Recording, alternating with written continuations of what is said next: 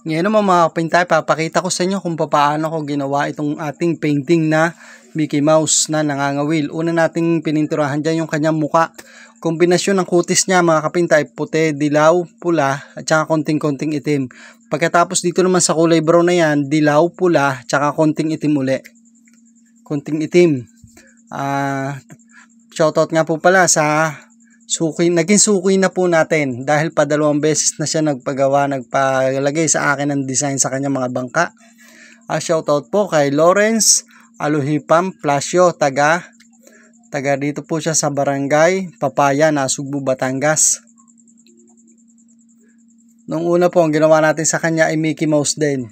Yung dati po ay si Captain Mickey yung ginawa natin sa kanyang drawing sa kanyang bangka mga kapinta. At dito mga kapinta, kung mapapansin nyo, nalagyan natin yan ng sky blue. Kombinasyon ng sky blue ay puti at saka asol. Pagkatapos yung matingkad na blue, purong po yung royal blue. Pagkatapos ito yung kulay dilaw. Pagkatapos kulay orange naman mga kapinta. At dito sa kanyang damit naman mga kapinta, purong kulay pula na international red yan mga kapinta.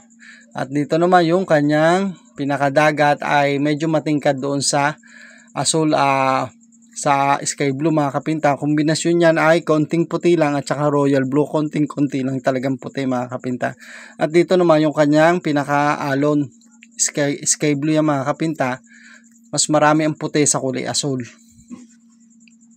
Ganyan lang tayo magkombinasyon ng mga kulay. Sinasabi ko pong mga kapinta sa inyo yung kombinasyon ng kulay para kahit paano kung kayo baguhan na pintor, magkakameron kayo ng idea kung anong mga kombinasyon ng kulay ang ginagamit. Pagkatapos dito naman mga kapinta, ito na yung last part ng ating drawing dito, ng ating painting, yung paglalagay ng layout ng kulay itim. Susundan nyo lang yung mga linyang mga ginawa natin dyan. Hindi na natin na unang naipakita sa inyo. Yung nauna na natin ginawa talaga dito mga kapinta ay naglagay muna tayo ng layout na lapis para na sketch na lapis mga kapinta, para yun ang susundan natin. Pagkatapos nilagyan na natin yan ng mga marka kung anong kulay ang ilalagay natin dyan. Yun ang hindi na natin naipakita sa ating video. Kaya mga kapinta, susundan lang natin lahat ng ayan para gumanda siya at kahit paano naman magkaroon ng buhay itong ating painting. Dahil kapag wala pa nitong layout na kulay itim mga kapinta, medyo hindi kita ang ating painting.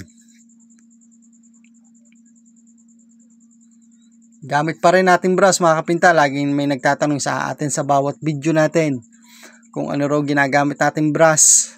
Ito po yung Hans Camel Brush 403 na 1/2 ang size. Pagkatapos, ang pintura natin ginamit dito mga kapinta ay quick dry enamel na puro Boysen mga kapinta. Hindi tayo nagamit ng hindi Boysen ang tatak. Dahil pag Boysen mga kapinta, subok na natin yan. Talaga napakagandang pintura. Tsaka medyo matagal siyang kumupas, hindi talaga nakupas. At tsaka hindi siya malutong na pintura, makunat ang pagkapintura niya.